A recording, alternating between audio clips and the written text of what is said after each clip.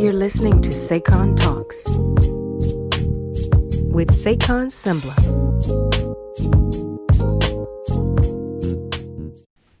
Hello, and welcome. You are listening to SayconTalks. Yes, right now I am making some tea. Oh, there goes my water. I'm gonna go make my tea. 1 second.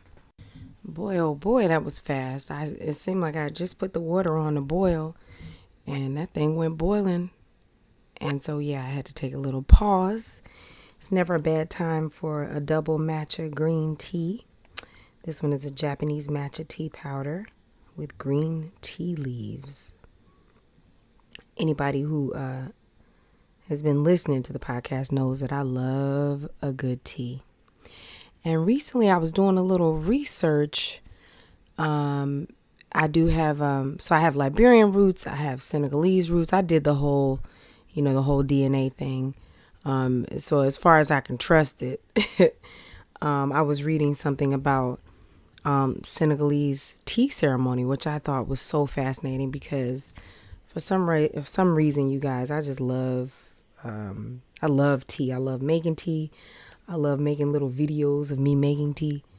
And so to find out about this tea ceremony, any of my Senegalese listeners, please let me know if I'm pronouncing this correctly, but it's called ataya, which is like basically a ritualistic type of hangout over tea. And it's a Wolof word for tea, ataya. So, yes, of course, I have African American heritage, Liberian heritage, but I got a little Senegalese in me too. I'll do an episode where I'll break all that down at some point. Anybody who's mad or tripping because of me claiming whatever, hey, that's on you. I like to claim everything that's a part of me. So anyway, I am doing this matcha green tea. It's never a bad time for matcha green tea. And I want to break down a little bit for you guys about what it's like to be in previews for The Secret Life of Bees. We'll be right back.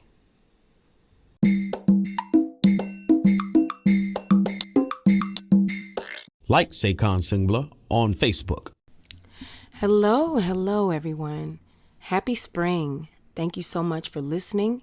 You are listening to SayconTalks, and I am your host, Saycon Sengbloh.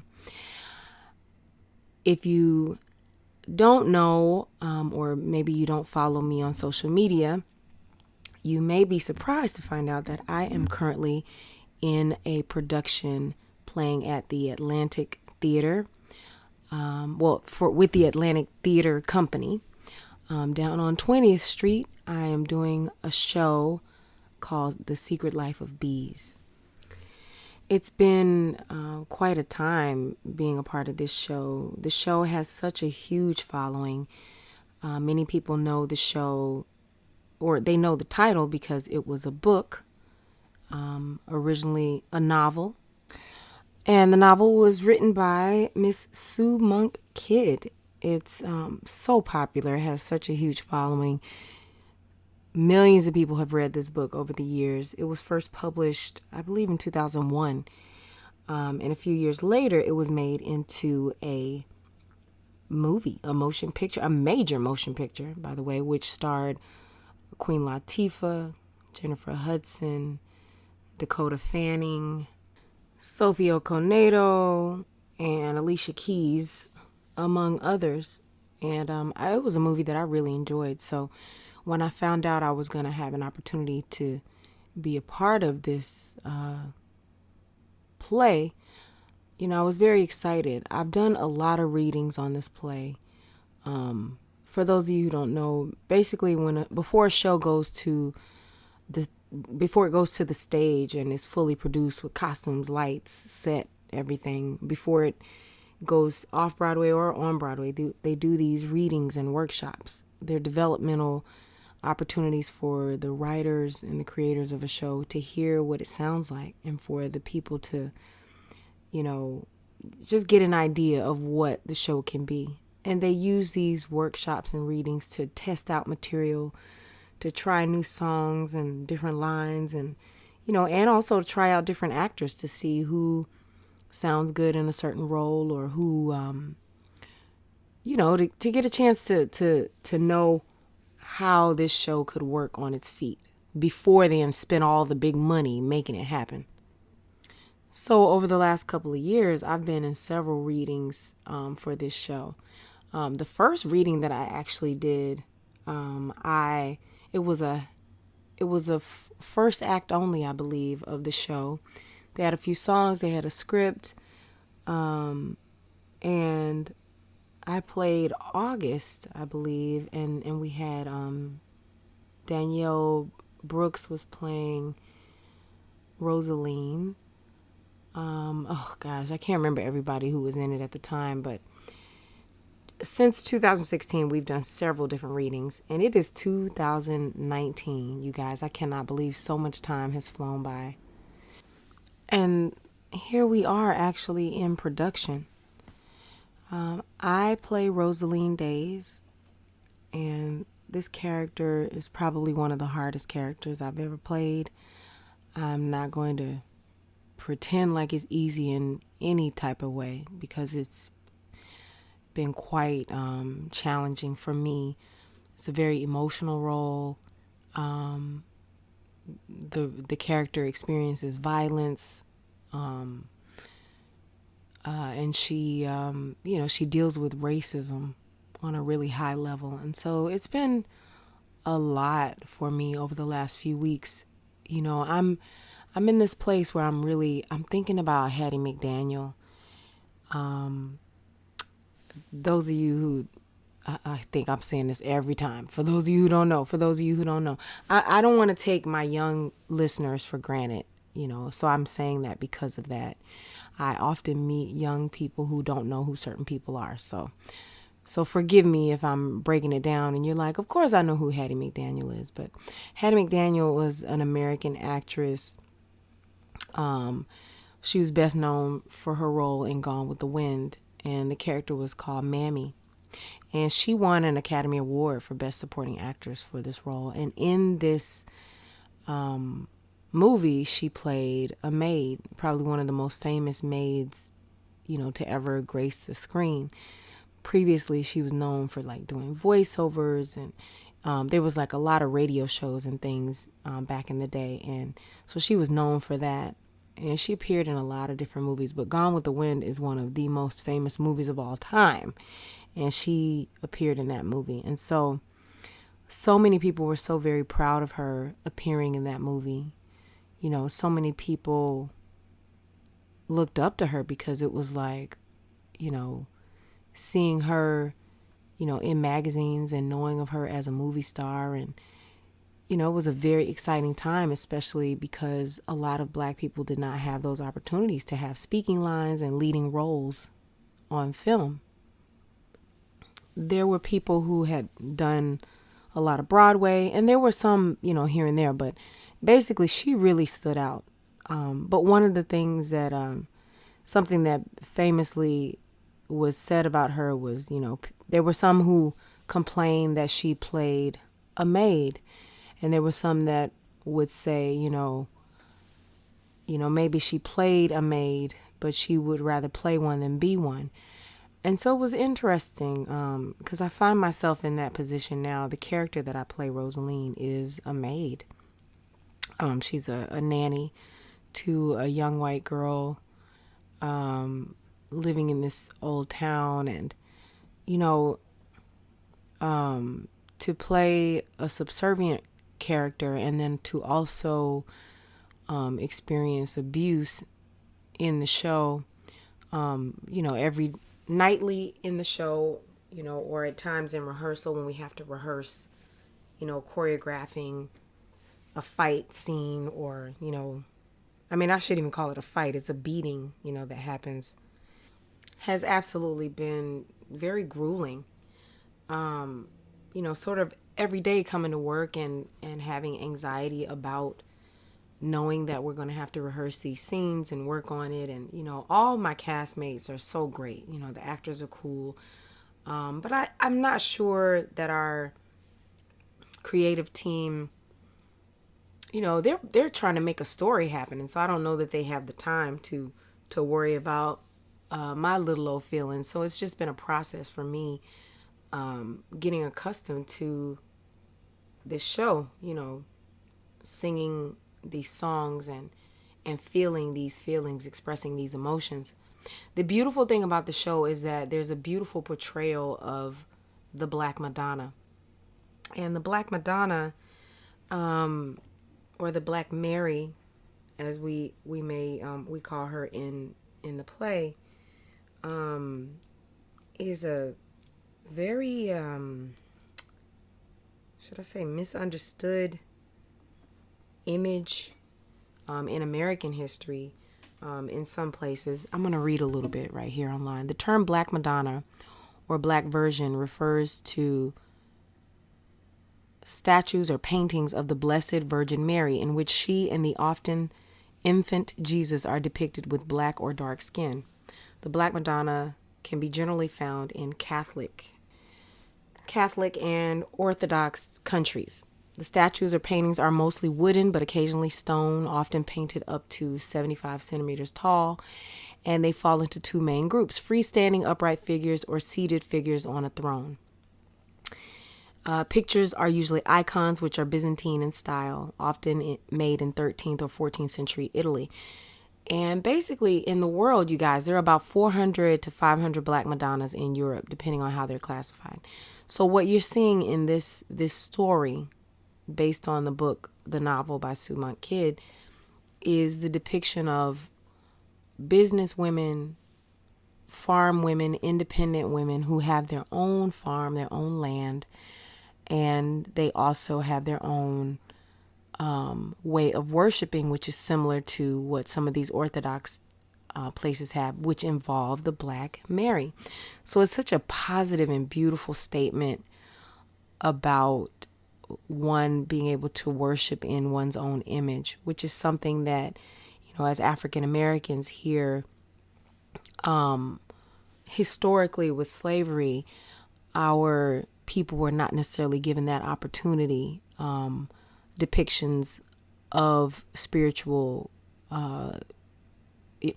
pictures of Madonna or of the birth of Jesus are generally portrayed in European styles. And so, there is a way that one is affected when one rarely sees oneself depicted on film, in books, on television, whatever, when it's limited or when it's not considered to be the norm. So this show, I don't know if I should call it a spoiler alert or not, because this book has been out for over 20 years. The movie came out in 2008.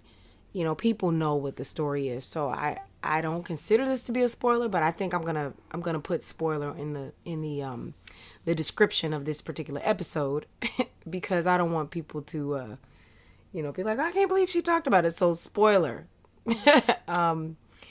I find that so positive. The music, the rhythms, the respect that's paid to these women in their worship. But at the same time, as an actor, it's been very difficult for me portraying the other side of, sort of downtrodden, beaten, mistreated, and so it's been a challenge. That's my main expression I want to say right now. And every day I'm working to find how I can make this be one of my better theatrical experiences as an actress, and as a lover and patron of the arts. We'll be right back. Search SayconTalks on YouTube for performances and video.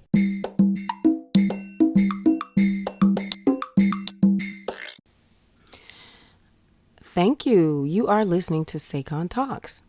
And I just wanted to tell you guys a little bit about our creative team for The Secret Life of Bees. The book is by... So the novel is, of course, written by Sue Monk Kidd, but the book for the musical is written by our Pulitzer Prize winner, Lynn Nottage. The music is by Duncan Sheik. The lyrics are by Susan Birkenhead. And our director is Sam Gold. And our choreographer is Chris Walker. Then we have scenic design by Mimi Lien, costume design by Didi Ayite, and lighting by Jane Cox, and sound design by Dan Moses Schreier. And then we have these puppets, our little bee puppets by Ashen Walsh Studios. Our MD is Jason Hart. And we have orchestrations by Duncan Sheik and also John Clancy. Music contraction by Antoine Silverman. And our hair and makeup design is by Cookie Jordan. And shout out to Blake, too, who's on hair and makeup on our day-to-day hair and makeup. I just want to name all those people, make sure I had that on the record. I have to give a special shout out to Ben Rahala. I just got to shout Ben out, and also Brian. I got to shout them out because they're on the musical team, and I was reading this from Playbill, and their name is not mentioned there, but, you know, these are the people who are with us every day. This creative team, they're working so hard, and I just had to, of course, let you guys know who is making this show happen. I mean, there's so many people involved, big producers and big general management, all kinds of things, people involved to make this show and bring this show to life. And it's been really fascinating, studying or learning about this type of spiritualism. It's been very cool to talk with Imani Izuri about the Black Madonna, and also speak with Chris, our choreographer, Chris, learning about the different ways that Black or the African diasporic spiritual experience has been manifested throughout the world, and seeing the commonalities between each of these, every place or nation that has been touched by the diaspora, and the similarities is just amazing and uncanny. Honestly, I could do a whole podcast by itself just about, the spiritual practices within the diaspora, and how things move and morph, and how they're shaped and influenced based on environment and location and language and, all of that stuff. So that's been one of the most thrilling and interesting parts of this, being a part of this process for me. The show having a basis with the South Carolina location, even though, hey, we're doing it in New York, but when you come to the show, you're supposed to feel like you're in South Carolina. You see me shucking corn, and you see the ladies, I'm snapping peas, and we getting our farm on, and just the natural vibe of that is something that I find so beautiful. Although as an actor, I'm not used to singing with like corn juice on my fingers. So I found I had to build in some little moments to clean my hands and stuff like that. These are things that the audience is not thinking about. They're just watching the show, but everybody's different. So just having the chance to learn and focus on these diasporic elements of reflection, if I may, has been really delightful. It's been something that I look forward to within the rehearsal, in between my tough rehearsal portion. So, y'all pray for me. God be with me, that I can continue to show or bear witness to this type of experience, and that I am able to still maintain myself and have joy as a woman, as an actress, even when I'm portraying these types of things. I'm going to say this, every person is different, and there are some actors who can do anything on stage, be naked, get in a fight, cuss somebody out, do a backflip, and then literally just walk out the theater and grab a sandwich and go about their day like nothing happened. For some reason, I am not that person. I've always been a person who, you know, took a lot of what my character was going through and had to sort of process it. You know, I've always been the type of person that needed to process things out. And so that's just been, you know, my cross to bear with this particular show. So my followers, please send your positive prayers for me as I'm playing this role. I dedicate this role of Rosaline to Sandra Bland.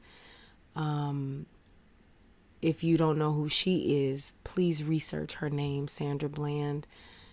God rest her soul and everything that she went through as a victim at the hands of unfair treatment and police brutality.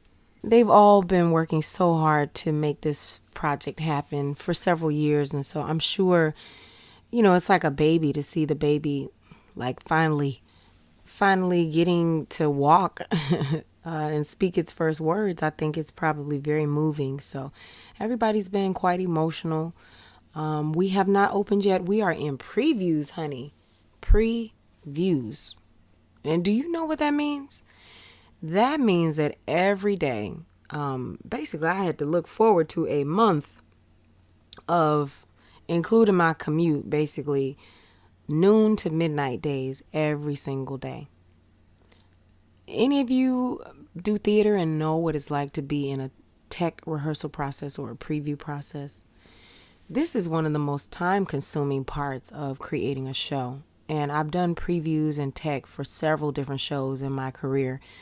Most of them, any new project that you do that's a play, you know, when you're going through that preview and that tech period, these are really long hours, grueling hours. You don't have a lot of personal time. And you're just trying to do the best you can to be good with the show or whatever project it is. But then you're also trying to maintain communication with your friends, your family, find a way to have your happiness, find time to eat, find time to maintain, you know, other projects or things that you may be working on outside.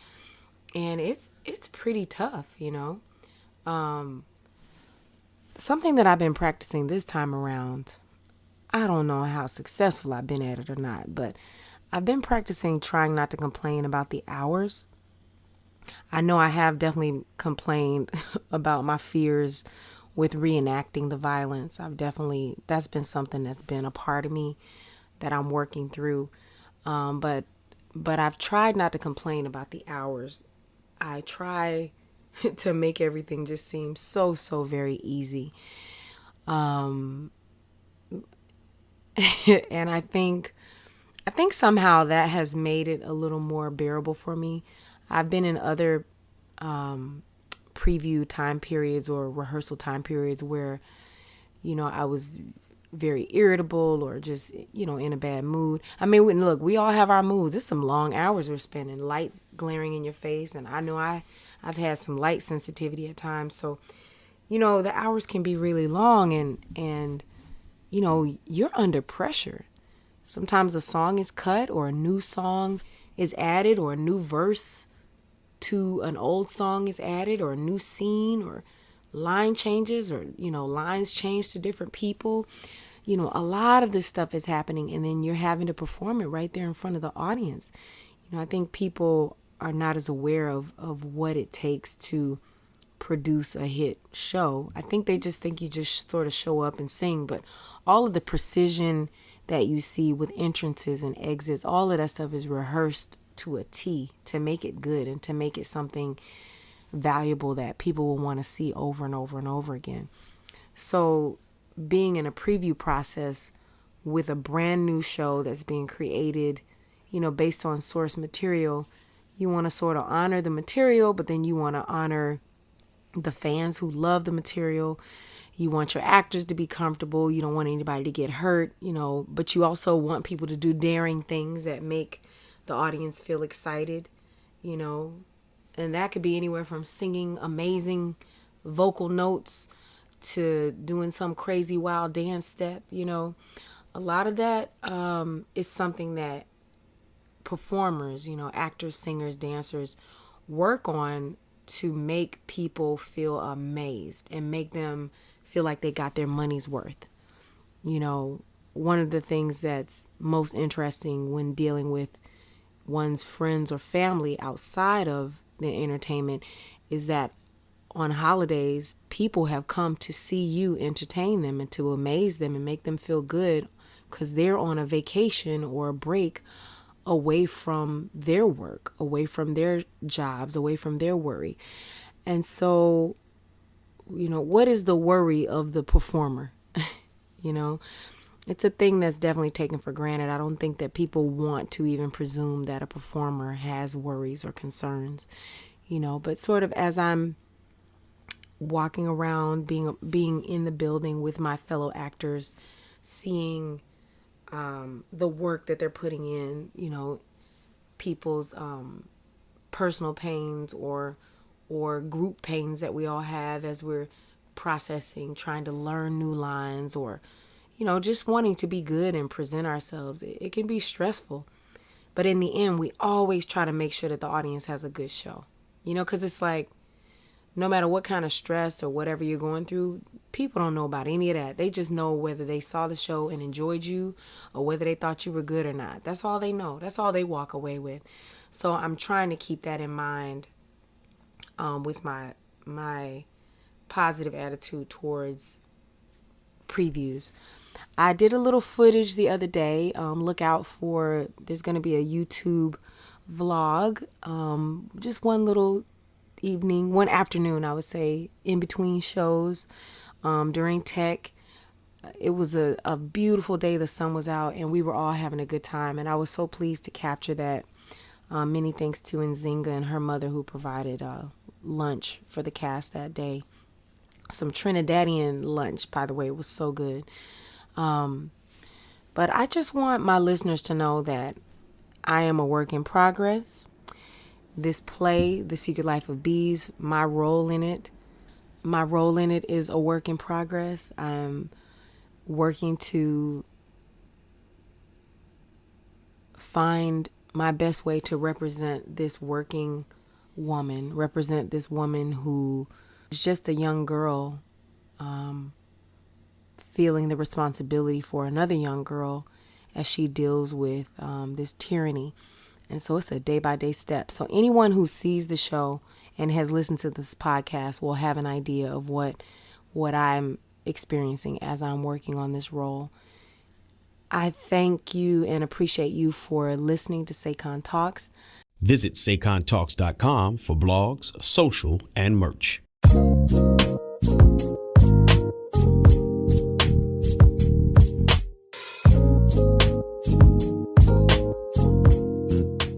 Honeywax.